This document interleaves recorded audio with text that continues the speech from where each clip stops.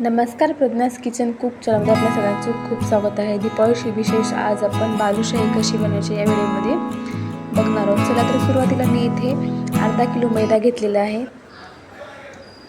साखर 800 ग्राम घेतलेली आहे. मैद्याचे थोडंसं तुम्ही जास्त साखर इथे वापरा. 1 वाटी दही घेतलेली आहे. गरम करून घेतलेलं तूप 1 वाटी घेतले. मैद्याला आपण व्यवस्थित असं चाळणीनं गाळून घ्यायचं आहे, चाळून घ्यायचं आहे. त्यामुळे काय होईल, मैदा हा व्यवस्थित असा मधल्या गाठी वगैरे राहणार नाहीत आणि मळण्यासाठी सोपं जाईल. त्यामुळे तुम्ही असं नक्की चाळून घ्या, स्किप नका करू याला. यामुळेच आपली बालुशाही व्यवस्थित खुसखुशीत होईल.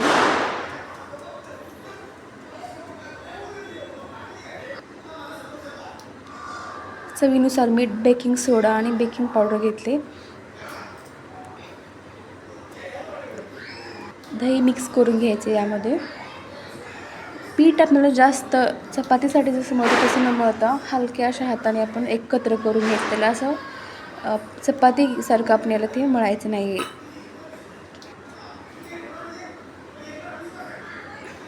व्यवस्थित असं गोळा करून घ्यायचं. जास्त त्याला प्रेस न करता हलक्याशा हाताने याला पीठ व्यवस्थित असं एकजीव करून घ्यायचं आहे. गरजेनुसार इथे पाणी वापरा तुम्ही. एकदाच पाणी न वापरता थोडं थोडं करून वापरल्यामुळे पीठ व्यवस्थित एकजीव होतं. त्यामुळे तुम्ही थोडं थोडंच पाणी इथे घ्या.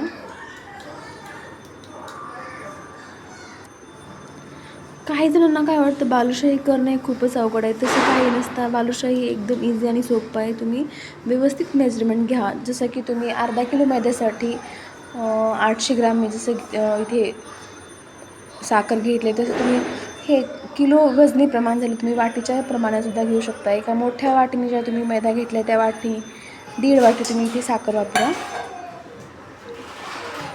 त्यामुळे चाचणी ही व्यवस्थित बनली जाते.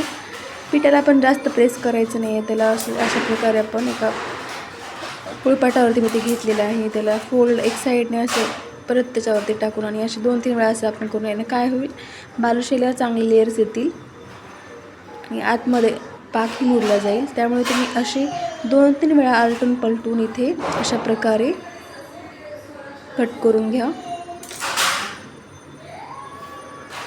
ही अत्यंत महत्त्वाची प्रोसेस आहे. यामुळे आपल्या बालुशाहीला लेयर चांगले येतील. पसरवायचं परत त्याच्यावरती ठेवून आणि परत त्याला कट करून घ्यायचं आहे.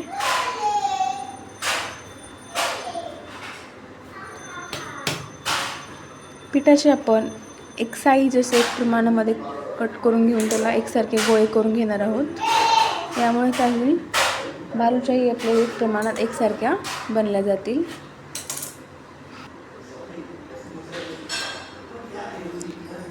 बालुशाही करणं खूप सोपं आहे. काही ट्रिक्स सोप्या आपण फॉलो केलं तर नक्कीच आपली बालुशाही व्यवस्थित होईल. काही जणांना वाटतं घरी बनवणं शक्य नाही आहे. तसं काही नाही आहे. तुम्ही घरी व्यवस्थित असं प्रमाण घेतलं तर आपली बालुशाही खूप चांगली बनवून जाईल. मार्केटपेक्षाही जास्त आपल्याला घरच्या घरी बनवून तयार होईल.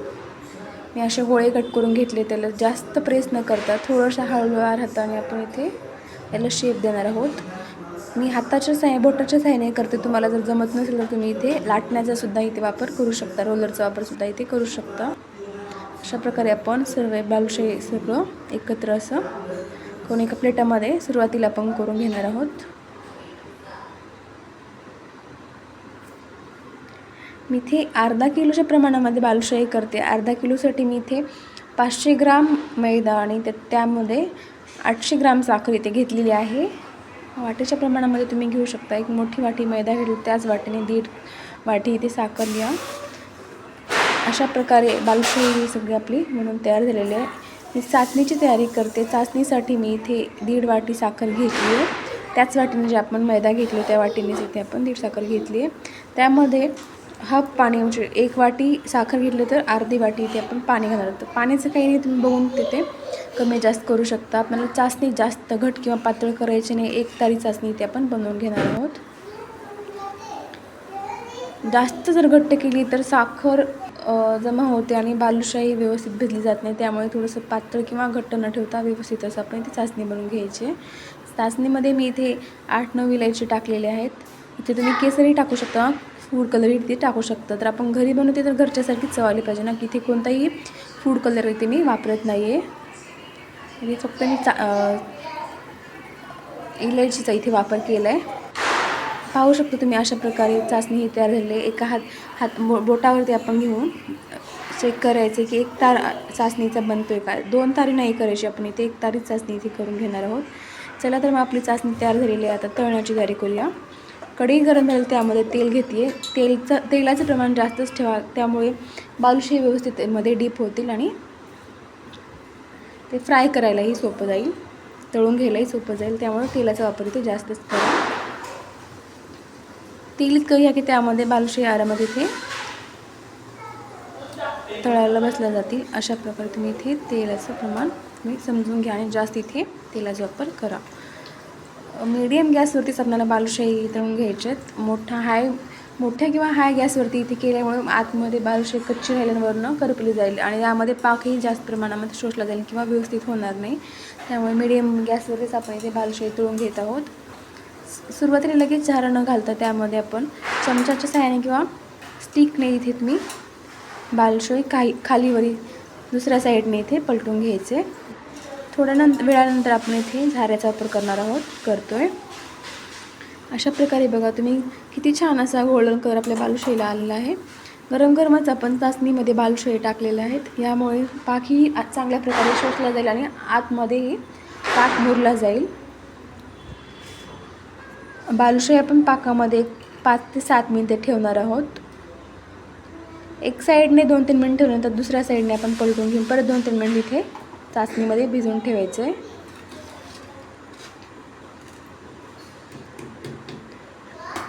अशा प्रकारे ही मी बॅच पहिली आपली झालेली आहे. एकदाच न तळता थोडे करून मी इथे करत आहे. अशा प्रकारे तुम्ही इथे बघू शकता किती छान असा कलर पण आलेला आणि आतमध्ये पण व्यवस्थित असा पाक मुरला गेलेला आहे. परत दुसरी बॅच मी इथे तळून घेते. त्याच प्रकारे आपण मीडियम गॅसवरती इथे आपण तळून घेणार आहोत.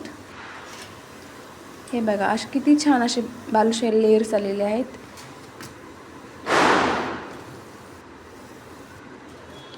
गोल्डन कलर अशा प्रकारे गोल्डन कलर आला की आपण याला तेलामध्ये काढून घेऊन पाकामध्ये आपण टाकणार आहोत. जास्त कच्चाही किंवा पांढरं ठेवलं तर कसं नंतर तेलामध्ये किंवा पाकामध्ये आपण जर मिक्स केलं तर ते वितळी जाईल. त्यामुळे बालुशाही व्यवस्थित तळून घेणं हे अत्यंत महत्त्वाचं आहे. त्यामुळे तुम्ही अशा प्रकारे कलर चेंज झाल्यानंतर तुम्ही याला काढून पाकामध्ये टाकू शकता. कच्चं न ठेवता थोडं जास्त भाजलं तरी चालेल, पण कच्चं ठेवू नका. अशा प्रकारे बघा बालुशाही तयार झालेली आहे. यावरती थोडंसं चांगलं व्यवस्थित असं थोडंसं तुम्ही इथे मग ड्रायफ्रूटचा इथे वापर करू शकता किंवा तुमच्या आवडीनुसार तुम्ही ते काय. मी इथे खोबऱ्याच्या किसाचा वापर केलेला आहे.